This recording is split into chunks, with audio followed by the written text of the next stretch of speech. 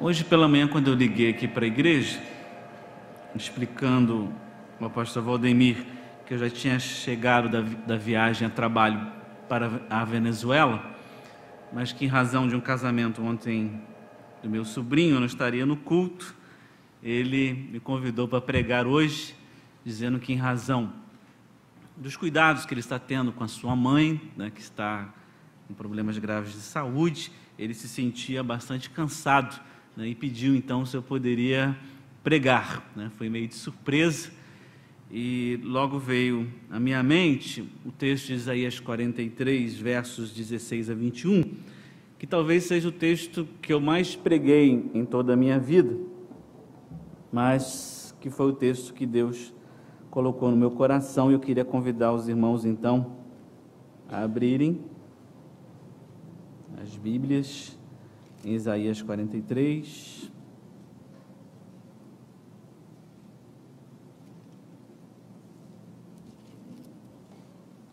versos 16 a 21.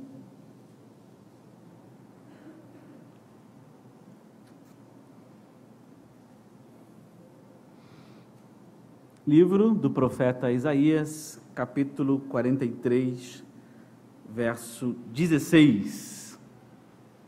Nos diz assim a palavra de Deus, em Isaías 43, verso 16. Assim diz o Senhor, que preparou no mar um caminho e nas águas impetuosas uma vereda, que fez sair o carro e o cavalo, o exército e a força. Eles juntamente se deitaram e nunca se levantarão. Estão extintos, como um pavio se apagaram. Não vos lembreis das coisas passadas, nem considereis as antigas. Eis que faço uma coisa nova, agora sairá a luz, porventura não a percebeis? Eis que porei um caminho no deserto, rios no ermo. Os animais do campo me honrarão, os chacais, os avestruzes, porque porei água no deserto e rios no ermo, para dar de beber ao meu povo, ao meu eleito, a esse povo que formei para mim, o meu louvor relatarão. Libertação e testemunho, duas palavras inseparáveis. Senhor, na Tua presença estamos, e mais uma vez, em oração, pedimos a Tua bênção sobre nossas vidas. Em especial agora que a Tua palavra foi lida, que Teu Espírito nos guie ao entendimento, e que não fale eu, mas fale sim o Senhor, ó Pai, aos corações e na vida de cada um. Que Teu Espírito Santo tenha toda a liberdade para me usar e para tocar no coração de cada vida aqui. É isso que nós te pedimos, Senhor, em nome de Jesus. Amém. Vez por outra, lemos ou mesmo experimentamos experiências difíceis na vida. Essa semana, lendo o jornal, falava sobre um casal nos Estados Unidos, no estado do Texas, a esposa Diana e o marido Mark, e ela havia engravidado, seria mais um filho, não lembro se o terceiro ou quarto filho do casal, mas que ao longo do processo de gestação, o marido dela experimentou uma situação muito difícil, a luta contra um câncer, passando pela quimioterapia. Em dezembro, próximo do nascimento do novo filho, o câncer foi vencido pelo medicamento, a situação parecia se normalizar.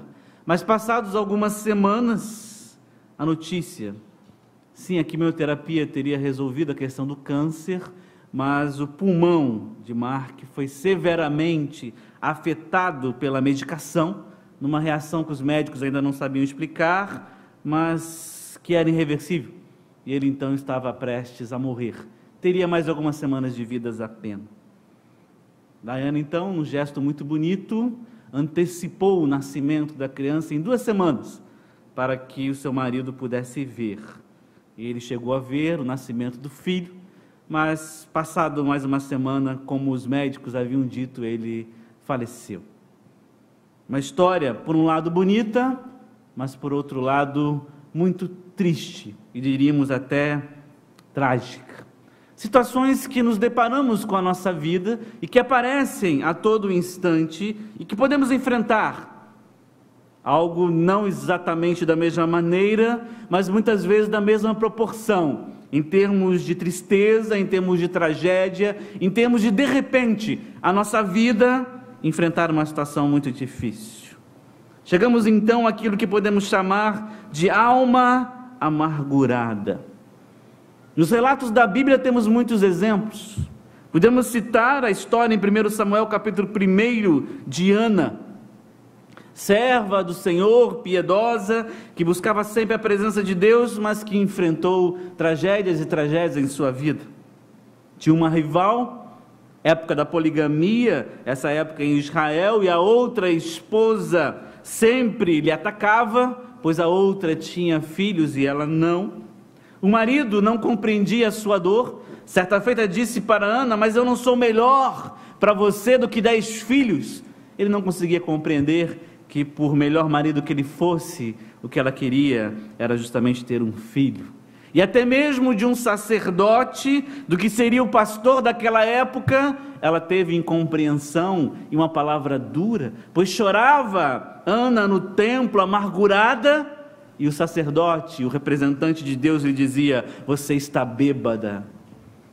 Nos diz 1 Samuel capítulo 1, verso 10, que ela, pois, com amargura de alma, orou ao Senhor e chorou abundantemente. São nesses momentos como o de Ana, que há dentro de nós um anseio pela libertação, um anseio por uma ação poderosa de Deus. É nesses momentos que a esperança precisa brotar no nosso coração, onde todo ser humano, independente de ter uma fé em Deus ou não, de ser um cristão ou não, nesses momentos de dor, há em nós o anseio pela libertação, pois no fundo sabemos que temos um Deus amoroso, um Deus gracioso, pois como também descreve Isaías, porventura pode uma mulher esquecer-se tanto de seu filho que cria, que não se compadeça dele, do filho do seu ventre, mas ainda que esta se esquecesse dele, contudo,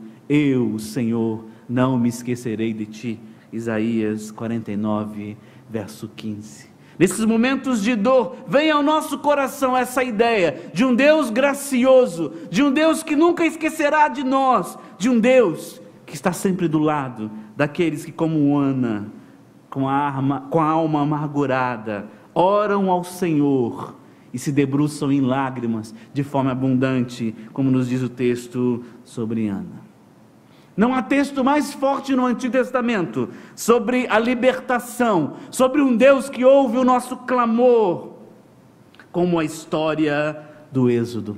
Lá estava o povo de Israel, escravizado, sofrendo as dores de estar longe da sua terra, nas mãos dos egípcios, e aquele povo então, em meio ao seu cativeiro, clamam a Deus, e nos diz as Escrituras, que Deus ouviu, e mais, Deus desceu em direção a esse povo, e pela sua graça e pelo seu amor, levantou um libertador, Moisés, que conduziu aquele povo naquelas histórias maravilhosas e grandiosas do livro do Êxodo, em relação à história das pragas, que mostram a vitória do Deus de Israel sobre os pretensos deuses egípcios, ou então, a maior delas, a travessia do Mar Vermelho, com o exército egípcio sendo afogado nas águas. E é justamente essa história, esse texto que está em Isaías 43 também.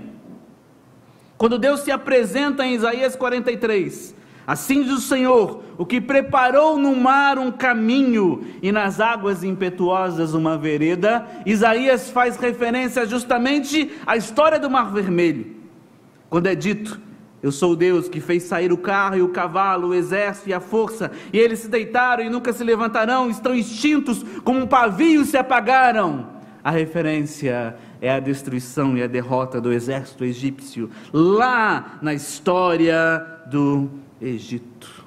E por que Isaías traz à tona esse texto?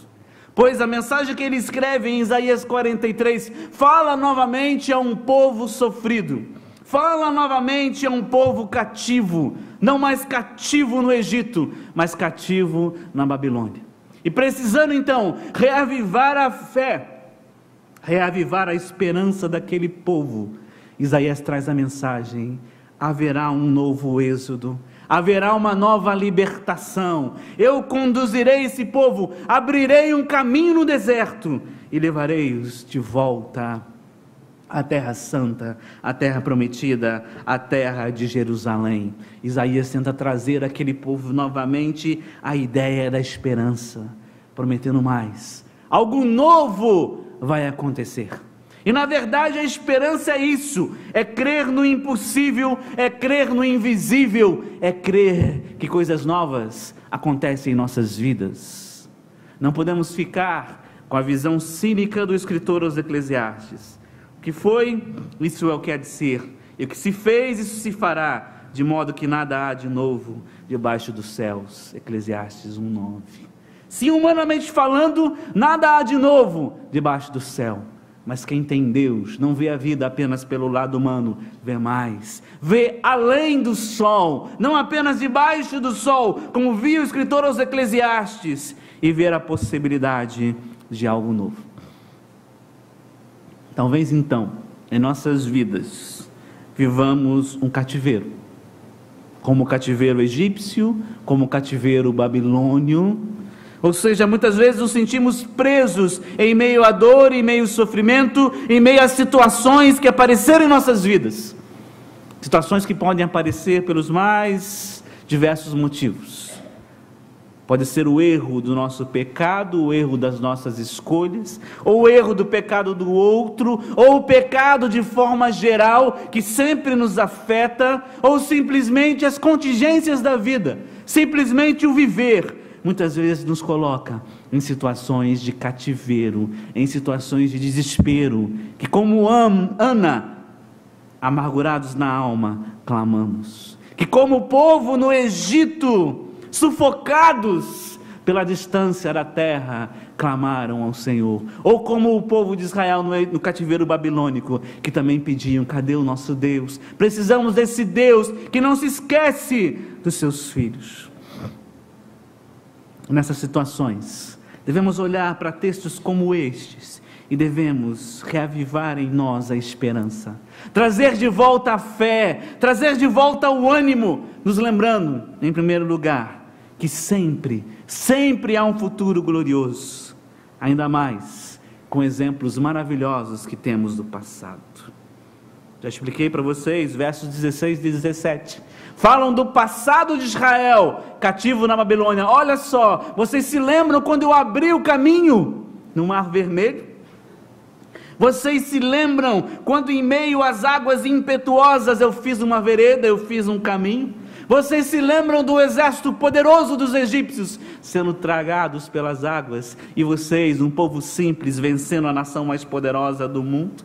Vocês se lembram? Sim, esse é um passado que deve trazer força para vocês, ânimos, mas não fiquem apenas no passado. Aí Deus diz no verso 18: não vos lembreis das coisas passadas, nem considereis as antigas. Parece uma contradição, pois no Antigo Testamento várias vezes Deus exorta ao povo ao lembrar do passado. Lembrem-se, eu sou o Deus de Abraão, de Isaque e de Jacó. O Salmo 78 é uma exortação ao povo para lembrar das vitórias do passado. A ceia do Senhor que nós celebramos nos remete ao passado de Jesus. E parece agora que vem a palavra de Deus e diz: olha, esqueçam o passado. A questão não é essa. Isaías usa uma figura de retórica para dizer o seguinte: olha, se vocês estão lembrando do passado apenas como uma nostalgia, apenas lembrando, como era bom quando Deus agia no passado, se eles olhavam para o passado como olhamos para uma fotografia antiga, apenas para nos lembrarmos com uma saudade, se é apenas assim que vocês entendem o passado, então é melhor esquecer, é melhor deixá-lo para trás, porque sim, o passado serve para nos motivar, serve para reavivar a nossa fé, mas sempre há um novo à nossa frente, Sempre há um futuro. É assim que nós podemos olhar para o passado. Não podemos ficar presos a ele. Por isso que Deus chama a atenção daquele povo.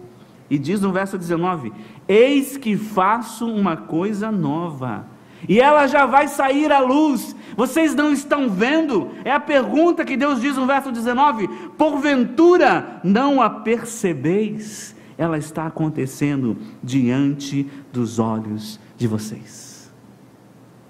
Às vezes, diante da dor, do sofrimento, dos nossos cativeiros, nos falta a visão espiritual. Nos falta enxergar a ação de Deus, que muitas vezes está à porta, está ao nosso lado, está na nossa frente, e nós não percebemos, porque estamos por demais presos ao cativeiro, olhando apenas para as dificuldades e para os problemas. Ou, talvez, oramos a Deus, buscamos a sua presença, mas apenas como uma lembrança pálida do passado. Nos lembramos quando Deus nos salvou, nos retirou do cativeiro do pecado. Nos lembramos quando Deus ouviu as nossas orações, quando Deus nos fortaleceu em momentos difíceis, mas aquilo fica preso lá apenas. Não pode ser assim. Temos que olhar para o hoje, para o novo de Deus. Hebreus capítulo 11, a galeria dos heróis da fé. O escritor aos Hebreus faz os seus leitores olharem para o passado. Olhem só a vida desses homens. Aí ele vem no capítulo 12, o escritor aos Hebreus diz assim, estamos cercados dessa nuvem de testemunhas. Ele cria a imagem de um estádio, onde os heróis da fé seriam como se fosse a torcida, aqueles que nós temos que olhar e levar-nos a motivação. E depois ele diz, olha, deixem para lá o pecado, o embaraço, e corramos, usamos o presente, a carreira que nos está proposta. O passado tem que ser uma fonte de motivação para nos levarmos para o futuro, pois sempre há um futuro, sempre há um novo de Deus, e isso é ter esperança. Em Hebreus capítulo 4, Paulo diz que em esperança cremos contra toda a esperança, ou seja, na esperança de Deus, nós cremos, a despeito que as esperanças humanas tenham acabado, pois sem esperança não há como viver. A esperança é que nos leva a acreditar, que nos motiva. Rick Warren, um dos seus livros, diz: podemos ficar 3 dias sem água, 40 dias sem comida, até 8 minutos sem ar, mas não há como viver bem 1 minuto sem esperança. Ele cita, por exemplo, um estudo de uma universidade americana, onde trabalharam com 25 mil pessoas, prisioneiros de guerra, pessoas que passaram por momentos difíceis na sua vida, e eles chegaram à seguinte conclusão: que o ser humano é capaz de aguentar muita coisa, se tiver alguma esperança. E nós temos a esperança mais perfeita, a esperança inabalável, que é a certeza da salvação em Cristo, que é a certeza de Cristo estar ao nosso lado. Por isso temos que crer, há sempre um futuro glorioso à nossa frente, ainda mais com os exemplos magníficos que temos do passado, que não são apenas páginas amareladas de um álbum, mas são fatores que nos motivam para a frente. E Deus, meus irmãos, sempre faz coisas novas. É claro que às vezes olhamos para a nossa vida, é sempre o antigo, é sempre o velho, é sempre o mesmo problema, mas talvez Deus esteja dizendo nesta noite: eis que faço uma coisa nova na sua vida. Você não está percebendo? Você não está vendo o que eu já fiz, o que eu tenho feito e que eu ainda vou fazer na sua vida? Ainda mais, meus irmãos, que a ação de Deus, ela é sempre surpreendente. Ela vem além das nossas capacidades de raciocínio. No verso 19, Deus promete àquele povo: olha, porém um caminho no deserto. O deserto não tem estradas, não tem caminho, mas Deus diz: eu vou fazer um caminho no deserto. E o ermo, as terras secas sem vida, se tornarão num rio. Os animais do campo, os mais selvagens, honrarão o meu nome, e eu vou dar de beber ao meu povo, ao povo eleito. As ações de Deus, irmãos, trazem vida aonde há morte, traz santidade aonde há pecado, traz esperança aonde há desespero, traz alegria aonde há somente tristeza. Pois como disse Deus a Sara em Gênesis 18, verso 14, haveria alguma coisa difícil para o Senhor? Ou como Deus disse através de Jeremias no capítulo 32, verso 27, eu sou o Senhor, acaso haveria alguma coisa demasiado difícil para mim? Ou a mesma palavra dita a Maria sobre o nascimento virginal de Cristo, porque para Deus nada é impossível, nada é impossível em nossas vidas, irmãos. Talvez nossa vida seja um deserto, não há caminho, não há direção, apenas o sol escaldante dos problemas e das dificuldades. Talvez a nossa mente seja como um ermo, o nosso emocional seja como um ermo, sem vida, sem nada, morto, mas de repente, o deserto, em meio ao deserto, aparece um caminho, aparece o oásis de Deus. Em meio à terra seca da nossa alma amargurada, brota um rio com águas volumosas, e a vida começa a nascer, começa a brotar, pois a ação de Deus em nossas vidas é surpreendente, porque é a ação dele. Aquele povo no cativeiro, se olhasse para suas forças, se olhasse para a sua vida, diria, não temos como voltar à terra, mas Deus dizia, eu vou abrir o caminho.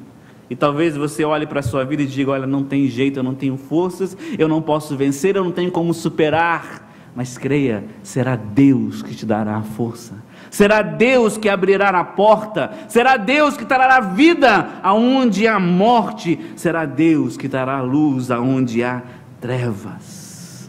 E não é assim que Deus faz, meus irmãos. Muitas vezes, numa palavra, numa pregação, num versículo lido, num louvor cantado, numa palavra de carinho do irmão, num abraço do irmão, e de repente a luz aparece em nossas vidas, a esperança se volta, pois o nosso Deus é um Deus de ações surpreendentes. A graça de Deus é surpreendente. A multidão faminta na multiplicação dos pães, com certeza não esperava que de repente Deus pegaria alguns pães e alguns peixinhos e alimentaria aquela multidão toda. As pessoas na festa de Caná da Galileia, quando o vinho tinha acabado, não esperavam que de repente no final da festa apareceria o melhor vinho. Aqueles trabalhadores que foram os últimos a serem contratados naquela história de Jesus, não esperavam que receberiam o salário de um dia todo, mediante um patrão gracioso. O pecador da história da parábola do filho pródigo, com certeza não esperava que seria recebido com festa, com abraço, com sua dignidade de volta. Ele não esperava, mas assim é o nosso Deus. Saibam, meus irmãos, o sofrimento, o que nós achamos que é o fim em nossas vidas, nas mãos de Deus, pode ser um grande começo. Quando José foi jogado naquela cisterna, muitos teriam dito, é o fim, José, mas não foi o fim. De repente a história se renovou, e José foi parar lá no Egito, e depois foi usado poderosamente por Deus. Talvez quando Moisés estava lá em Midian, no deserto, apacentando as ovelhas do seu sogro Jetro, ele pensou, Deus disse que eu ia ser um libertador, mas eu sinto que eu vou acabar minha vida aqui no deserto. E não foi assim. Ele foi chamado por Deus. Quando Sadraque, Mesaque e Abidnego foram colocados na fornalha, muitos disseram, é o fim, acabou, mas não foi o fim. Quando Jesus foi pregado naquela cruz, aos olhos de muitos e até dos próprios discípulos de Jesus, disseram, é o fim, acabou, mas não foi o fim. O sofrimento na vida de quem tem a Jesus, de quem é Deus, nunca é o fim. A tragédia em nossas vidas nunca é o fim, mas é sim o começo de um novo agir de Deus, que nos surpreende com as suas ações e com o seu poder. Mas por fim, meus irmãos, a libertação. que vem em nossas vidas, essa ação surpreendente de Deus, essa esperança que brota em meio ao mais duro sofrimento, a libertação, a ação de Deus em nossas vidas, ela sempre tem um propósito. E qual é esse propósito? Que venhamos a compartilhar esta libertação. Verso 21, a esse povo que formei para mim, o meu louvor relatarão. Eu vou tirar o povo do cativeiro babilônico, criar um caminho no deserto onde não há caminho, vou colocar águas na terra seca, eu vou agir de uma forma nova e maravilhosa, e esse povo vai fazer o quê? Vai relatar o meu louvor. É muito bom, irmãos, ouvirmos o consolo de Deus. É muito bom ouvirmos mensagens onde Deus nos dá esperança e nos dá força, mas isso tem sempre um objetivo. Deus não quer apenas te libertar, Ele quer te libertar. Deus não quer apenas tirar o sofrimento da sua vida, Ele quer tirar esse sofrimento, mas Ele quer mais. Ele quer que após que você seja liberto, após que você vença o problema e reanime a sua fé, Ele quer que você relate, fale sobre as maravilhas de Deus. A fé cristã é sempre voltada para o outro. É uma fé que nos consola, que nos dá força, mas é dar força para que eu dê força ao outro. É ser consolado para consolar. É experimentar o milagre para falar de um Deus de milagre. É ser tocado por Deus para falar ao outro para ele ser tocado também. Fazendo uma pesquisa rápida na internet, no Novo Testamento eu vi pelo menos 58 vezes, onde é dito que nós temos que amar uns aos outros, ajudar uns aos outros. Talvez se eu fizesse uma pesquisa mais exaustiva, chegaria a um número ainda maior, ainda mais significativo. A ação de Deus, a libertação, ela vem para nos contagiar, e então vem um testemunho.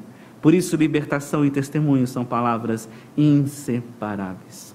Mas se às vezes perdemos a força de testemunhar, perdemos aquela vontade de falar sobre Deus, é muitas vezes que nós deixamos de ter experiências com Deus, nos acostumamos à nossa vida, nos acostumamos ao dia a dia e não sentimos mais o frescor da ação de Deus em nossas vidas.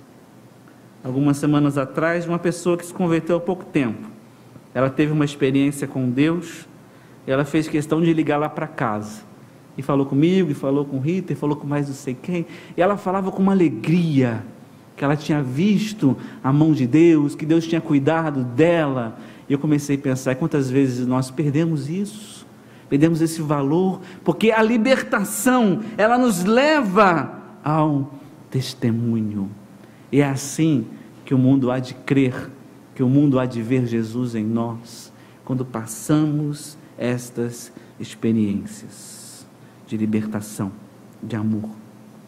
Sim, houve um primeiro êxodo no Egito, quando o Mar Vermelho foi aberto. Sim, houve um novo êxodo, quando Deus pegou o povo da Babilônia e fez um caminho no deserto. Mas acima de tudo, há um novíssimo êxodo, há o êxodo perfeito, há a Páscoa perfeita, que foi Cristo, como nos escreve o apóstolo Paulo, porque Cristo, nossa Páscoa, foi sacrificado por nós, 1 Coríntios 5:7. Por isso, já que Cristo deu a sua vida por nós, a libertação maior, pois Páscoa significa isso, libertação. A Páscoa tem a sua origem justamente no êxodo, na travessia do Mar Vermelho, e Cristo é a libertação definitiva. Por isso, se o Mar Vermelho se apresentar diante de nós, não temos medo diante dele, podemos atravessá-lo, pois o êxodo perfeito já aconteceu, se estamos em Cristo. Se o cativeiro babilônico chegar a nós, podemos ter a certeza que um caminho se abrirá no deserto, pois o êxodo perfeito já aconteceu na pessoa de Jesus Cristo. E se estamos com Ele, não há nada a temer. Haverá sim momentos difíceis, de desânimo, de dor, mas logo a fé é renovada e olhamos a um futuro, Há coisas novas sim na vida. A minha vida não é apenas o repetir de coisas velhas, de problemas, não. Há algo novo. Se eu não vejo, falta sim visão espiritual, e Deus há de abrir os meus olhos. Se os problemas aparecerem, se a dificuldade vier, uma ação surpreendente de Deus virá, de um lado ou de outro, de uma forma ou de outra. A terra seca será inundada pela água, os animais selvagens não serão mais selvagens, e aquele deserto intransponível, de repente, é aberto um caminho. Mas se isso acontecer, meus irmãos, em nossas vidas, e há de acontecer, se buscarmos a presença de Jesus, temos a certeza que essa libertação vai nos contagiar, de forma a anunciarmos essa libertação, de anunciarmos esse amor, de anunciar essas ações surpreendentes de Deus sobre nossas vidas, de falar sobre esse novo que acontece em nossas vidas, e não vamos nos calar, e vamos falar ao mundo: Jesus me ama, cuida de mim, Ele quer te amar, Ele quer cuidar de você. Jesus fez grandes coisas na minha vida, quando eu achava que não havia mais esperança, algo grandioso aconteceu, e Ele vai fazer isso também na sua vida, e relataremos com louvor, como nos é dito aqui, no verso 21, a esse povo que formei para mim. E esse povo formado por Ele, irmãos, somos nós, e nós somos formados para Ele. O meu louvor relatarão, pois experimentarão ações grandiosas de Deus. Amém, meus irmãos? Vamos então louvar ao Senhor, vamos cantar com a equipe de louvor, vamos louvar ao Senhor nesse momento, vamos ficar de pé.